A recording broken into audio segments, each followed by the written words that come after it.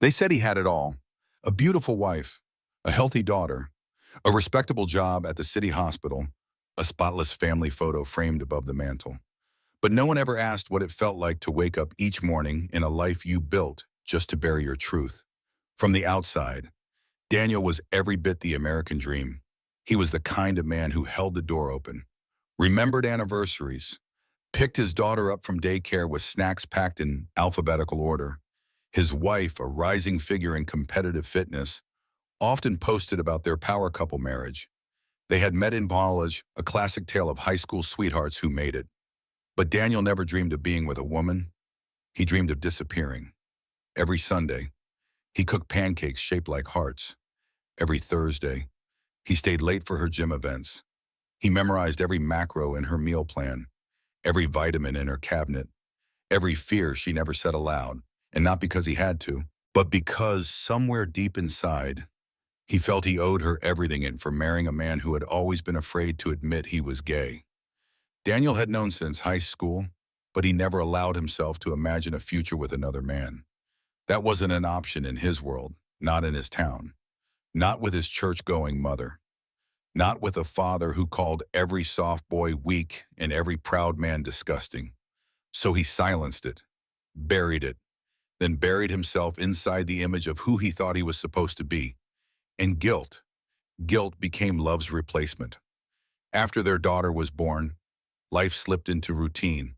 She became obsessed with her competition. Prep. He took on more at-home bottles, diapers, dishes, bills.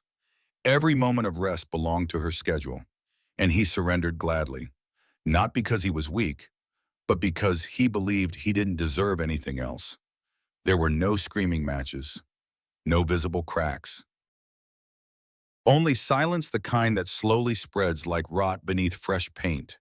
But Daniel was turning 30, and he had begun waking up in the middle of the night, sweating not from stress, but from the shame of raising a daughter inside a life built on lies.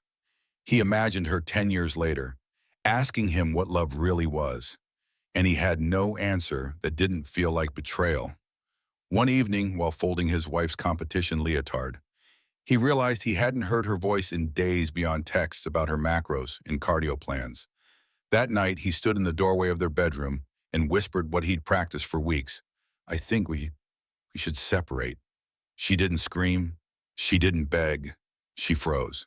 For the first time in their marriage, she didn't have a meal plan, a training cycle, or a script. Just silence, one that mirrored his own for years. The next morning, Daniel packed a single bag. He didn't know where to go. But for once, he wasn't walking in circles. He was finally walking away from the prison of perfection. But before he could tell the rest of the world, someone else would speak first, and not the way he wanted. If you've ever lived a life that looked perfect but felt like a cage, this story is for you. Follow Hard Stories for the rest of Daniel's journey and the twist that would change everything. Daniel had barely signed the papers when the whispers began. They didn't come from strangers. They came from his own blood, the same people who had sent congratulatory cards at his wedding, the same ones who cooed over his baby girl, the same family that now needed a villain to explain a story they didn't understand. And they chose her. She was never really mother material. His aunt muttered at a birthday dinner. She made him do everything. His cousin posted, not so subtly, in a Facebook thread about modern marriages gone wrong. She changed. His sister whispered to their mother. Too obsessed with her body to care about his heart. Not once did anyone ask Daniel why. Not once did they wonder if a man could be so quiet because he was holding something that didn't fit inside any conversation they'd ever allowed. Instead, they wrapped the story with a ribbon that felt safe. He was a good man. She must have broken him. And so, in their eyes, she became the cold one, the selfish one, the woman who ruined a perfect family. All while Daniel kept quiet, not out of cowardice, but out of something worse, shame. He had spent years playing the part. Husband, father, provider, protector. Now, even with truth bubbling to the surface, he couldn't speak it. Because if he did, what would they call him? What would they call his daughter? What would his mother say in church? His wife? Sarah didn't fight the narrative. She let it swirl, let it sting, let it settle. When her friends asked what happened, she only said, "It's complicated." When her gym followers pressed for answers, she posted a black screen that read, "Please respect our privacy." And when Daniel finally found the courage to apologize not for leaving, but for staying too long, she didn't cry. She simply nodded and said, "I was never the problem. Daniel, you were just too scared to see that." But the world needed someone to blame. So she carried it, behind closed doors. Daniel watched it unfold. He saw screenshots of comments, family texts forwarded to him, asking if she was seeing someone else. His own sister sent him a meme about fitness moms who forget they have families. And each time, he wanted to type a defense, to yell into the void. "You don't know her. She was there when I couldn't be honest with myself," but he didn't, because Daniel knew what that meant. It meant coming out, not just to Sarah, but to everyone. His family, his church, his workplace, and that still terrified him more than being misunderstood. So he let them talk, let them cast their shadows. Let Sarah take the fall for the storm he had stirred inside himself long before they ever met. But truth, no matter how well buried, has a habit of growing in silence. And it had been growing slowly, surely for years. In a leather-bound journal hidden behind winter coats, between crumpled baby drawings and old mortgage papers, Daniel had written everything. Every fear, every lie. Every night he sat beside a woman he loved deeply, but never wanted romantically. He never planned for anyone to see it, not even Sarah. But that journal, that quiet, fragile thing would soon end up in the wrong hands. And when it did, it wouldn't just expose the truth. It would shatter the story they thought they understood. Daniel had always written in the dark, late at night, after his daughter fell asleep, and the house was still. When the glow of the fridge light was the only witness, he'd open a leather-bound notebook with a cracked spine and bleeding ink. He never wrote for healing. He wrote because the silence had to go somewhere. The journal was never meant for eyes, not even his own, really. It held pieces of his life he was too afraid to speak out loud, memories from high school locker rooms, half-formed daydreams about strangers on the subway, the shame of hearing faggot in the hallway and wondering if they meant him. It held the first time he felt love not for Sarah, but for a boy named Aaron who lent him a sweatshirt on a cold track meet and made his hands shake for days.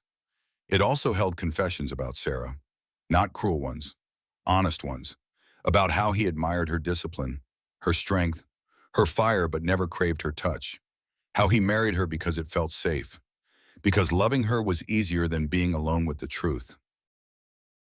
He kept the journal behind a stack of winter coats in their hallway closet, tucked between a box of expired medicine and old baby toys. He never thought anyone would find it. But Sarah, in a quiet moment of packing, had opened that closet to look for a blanket their daughter loved. The journal slipped out.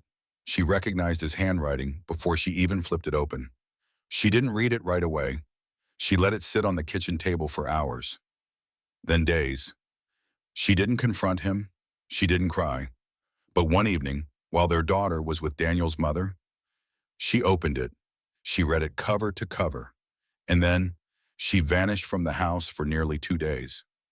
When Daniel finally reached her by phone, she simply said, "I'm not angry, but I need you to know someone else deserves to know this too." He didn't understand. Until the next week, when a Reddit post went viral. "My ex-husband left me. Turns out he was gay."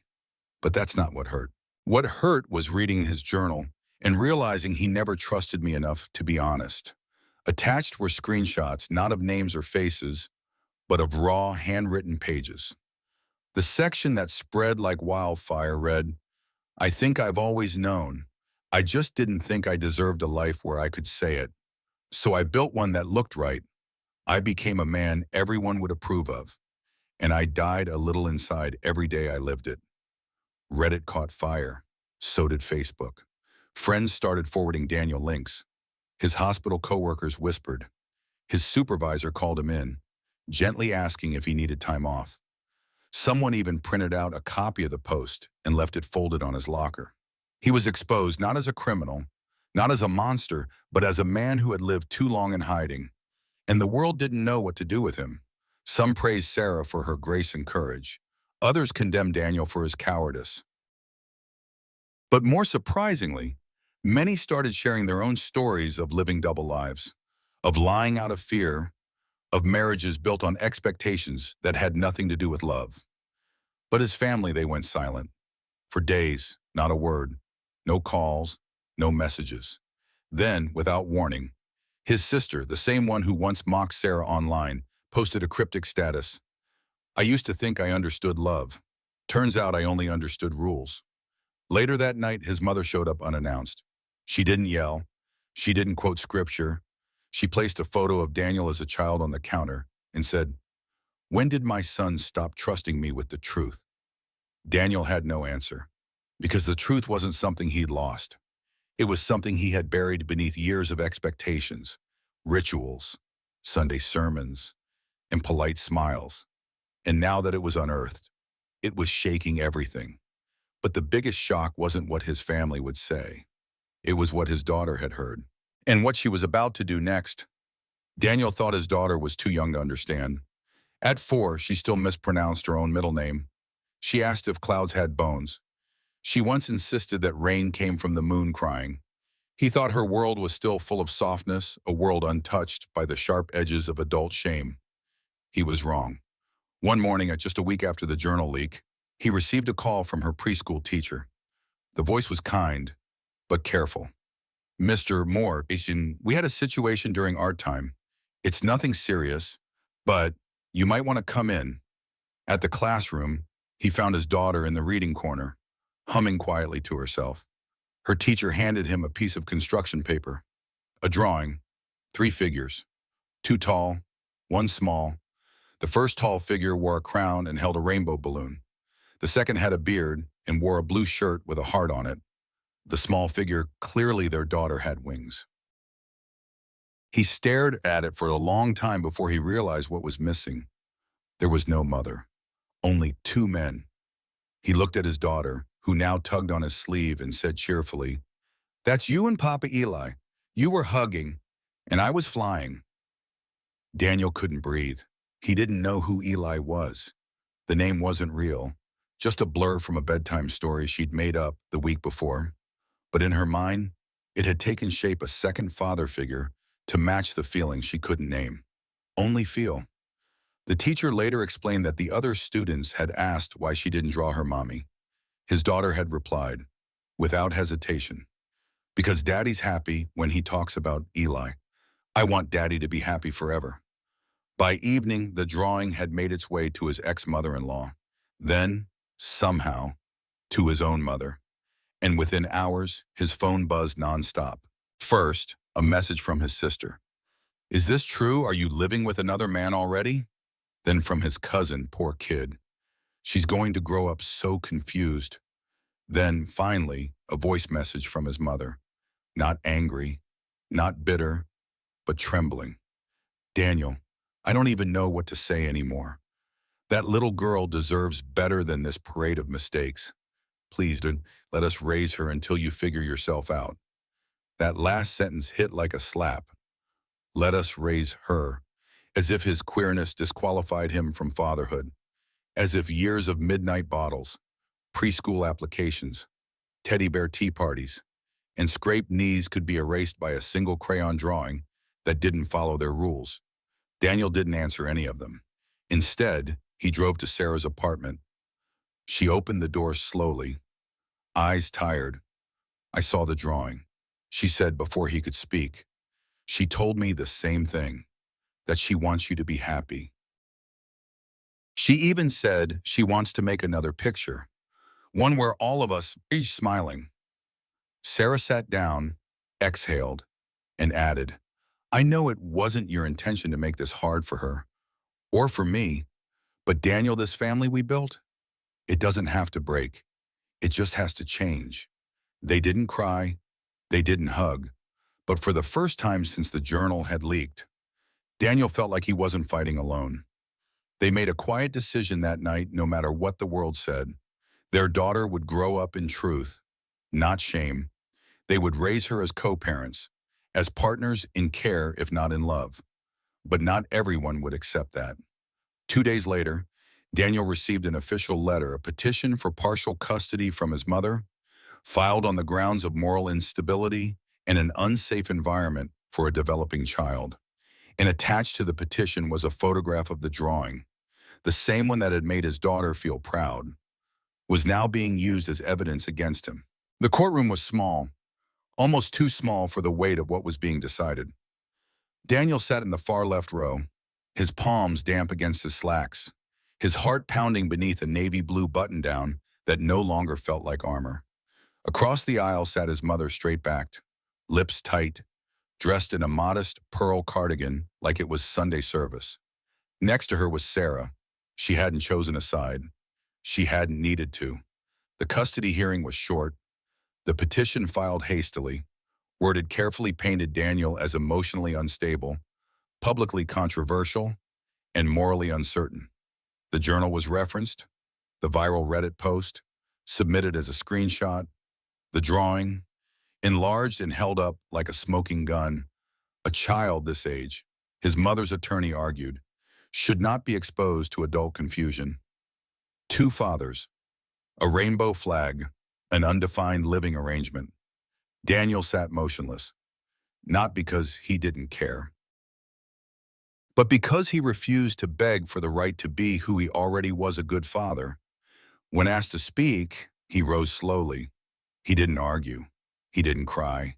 He simply opened a folder and handed the judge a page from the same journal that had once betrayed him. But this wasn't a confession. It was a new entry, written just 3 nights before. I used to think being a father meant playing a role, providing, protecting, being the man of the house, but I've learned something deeper. My daughter doesn't need a perfect image. She needs presence, honesty, stability, love that doesn't come with costumes. I am not broken. I am not lost. I am finally whole. And that, more than any tradition or expectation, makes me ready to raise her with everything I have. There was silence, long, heavy silence. The judge took a deep breath and ruled in Daniel's favor. His mother didn't speak to him that day. She didn't speak for many weeks, but Sarah did. Outside the courthouse, as the sun hit the concrete and their daughter clutched a coloring book between them, Sarah handed Daniel a small envelope. He opened it. Inside was a print of the original drawing, the one the school had saved. But this time, something was different. In the corner, scrawled in his daughter's uneven handwriting, were 5 words: "My family doesn't need fixing." Daniel stared at it, a lump forming in his throat. And Sarah, standing beside him, finally smiled. "There's nothing broken here," she said. "Just something new, something real." They didn't hold hands. They didn't walk off like a movie ending.